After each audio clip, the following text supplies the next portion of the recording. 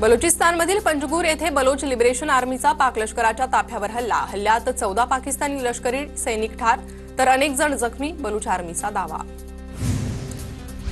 सिंधू नदीचं पाणी अडवताच पाक गुडघ्यावर, सिंधू कराराचा पुनर्विचार करा, तहानलेल्या पाकिस्तानचं भारताला विनंतीपत्र, पाकची विनंती भारतानं धुडकावली। भारत पाक तणावादरम्यान संरक्षण क्षेत्रातील कंपन्यांची शेअर मार्केटमध्ये 100% वाढ, HAL, BEL, BDL सह आधुनिक शस्त्र बनवणाऱ्या कंपन्यांच्या शेअरमध्ये तेजी। उदयपूरमधील मार्बल व्यापाऱ्यांकडून तुर्की विरोधात व्यापार बंदी, भारताविरोधात काम करणाऱ्या तुर्कीतून मार्बल आयात करणार नाही, उदयपूरमधील मार्बल व्यापाऱ्यांची भूमिका, तुर्कीतून भारतात हजारो कोटींचा मार्बल आयात व्हायचा।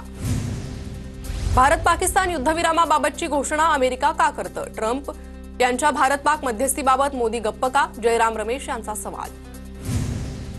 भाजपचे मंत्री विजय शहा यांच्यावर गुन्हा दाखल, विजय शहानं कर्नल सोफिया कुरेशींबद्दल वादग्रस्त वक्तव्य केलं होतं। विजय शहा विरोधात देशभरात संतापाची लाट उसळली आहे। संरक्षण मंत्री राजनाथ सिंह आज जम्मू काश्मीरच्या दौऱ्यावर जाण्याची शक्यता, तर राजनाथ सिंह 16 मे रोजी राजस्थानच्या भुजला भेट देणार। ऑपरेशन सिंदूरमध्ये इस्रोनं महत्वाची भूमिका बजावली, 10 सॅटेलाइटनं पाकिस्तानच्या हालचालीवर लक्ष ठेवलं होतं। RISAT आणि कॉर्टोसॅट सॅटेलाइटमुळे मोठी मदत। राजस्थान राज्यात ऑपरेशन सिंदूरचे शाळकरी विद्यार्थ्यांना धडे मिळणार, राजस्थान सरकारनं हा मोठा निर्णय घेतलाय। भारतीय सैन्याचा पराक्रम विद्यार्थ्यांच्या अभ्यासक्रमात समाविष्ट होणार। कटरा ते वैष्णोदेवी भवन हेलिकॉप्टर सेवा पुन्हा सुरू, भारत पाक तणावामुळे हेलिकॉप्टर सेवा बंद करण्यात आली होती। TRF विरोधातील पुरावे भारत UNSC मध्ये सादर करणार, TRF लष्करे तैबाशी जोडलेली संघटना, TRFनं पहलगाम हल्ल्याची जबाबदारी घेतली होती।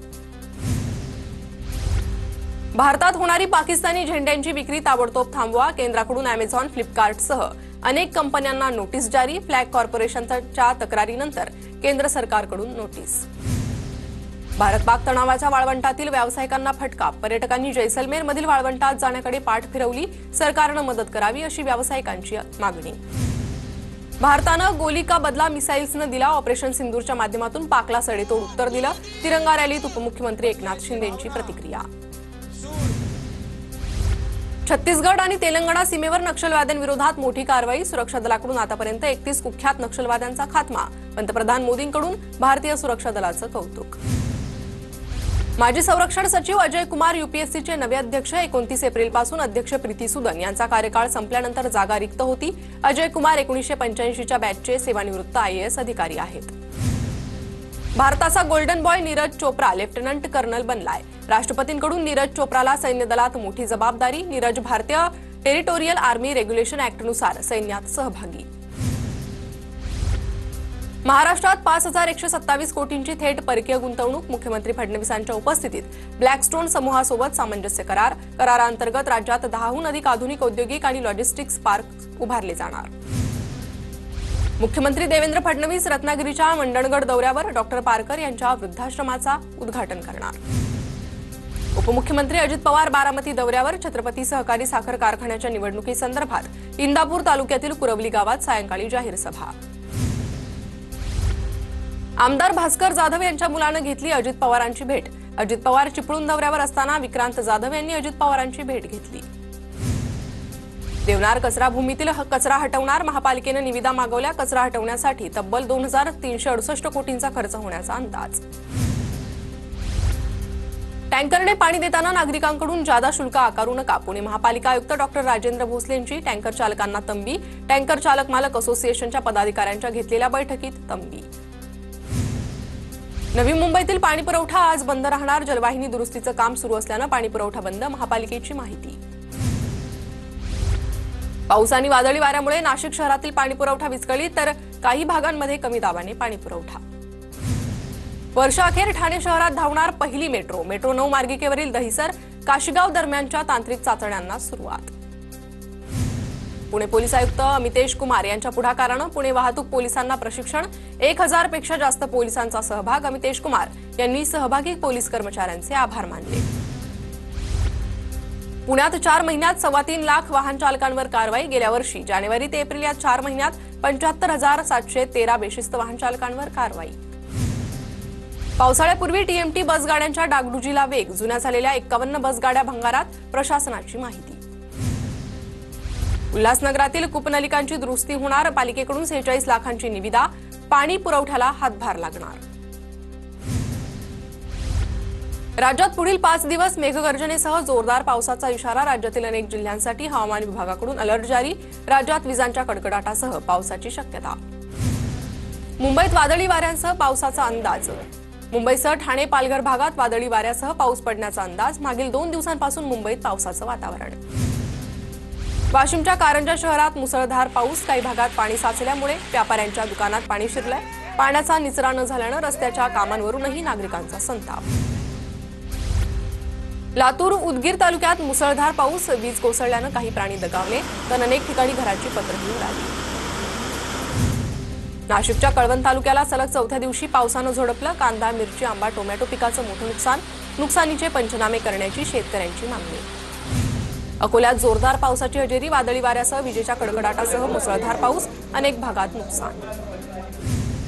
वर्ध्याच्या हिंगणघाटमधील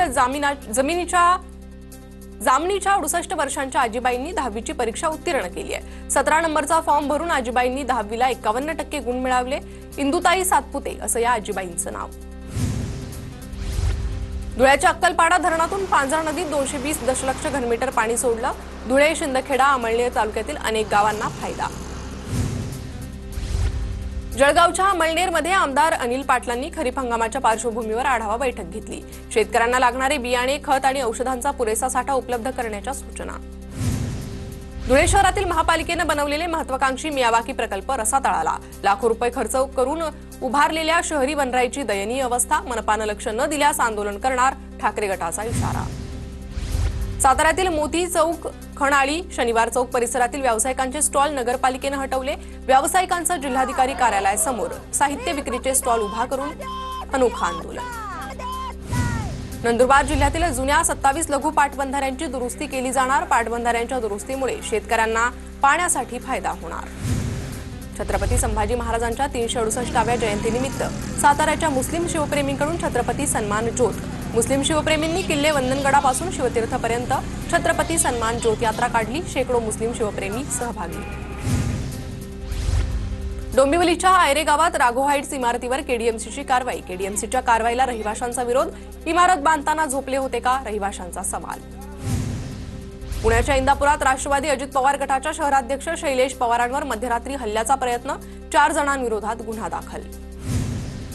रायगडच्या सुधागडमधील परळीतील दुहेरी मृत्यूचं कारण उघडकीस. प्रेयसीकडून सतत मिळणाऱ्या नकारामुळे प्रियकराकडून प्रेयसीची हत्या, प्रेयसीच्या हत्येनंतर प्रियकरानं गळफास घेतला. राज्यभरात अवकाळी पावसाचं थैमान सुरूच, अनेक जिल्ह्यात वादळी वाऱ्यासह मुसळधार पाऊस, पावसामुळे काही भागात मोठं नुकसान. पुणे विमानतळावर 10 कोटींचा गांजा जप्त, महसूल गुप्तचर विभागाकडून गांजा जप्त, बँकॉकहून आलेले 2 जण ताब्यात. नाशिकच्या इगतपुरीत नगर परिषदेच्या 3 कर्मचाऱ्यांविरुद्ध लाच मागितल्या प्रकरणी कारवाई, भ्रष्टाचार प्रतिबंधक अधिनियमांतर्गत गुन्हा दाखल. जळगावच्या बालनिरीक्षणगृहातील अनाथ मुलीनं 10वीत 89% गुण मिळवले. 10वीत चक्क 89% गुण मिळवून शाळेतून पहिला क्रमांक पटकावला.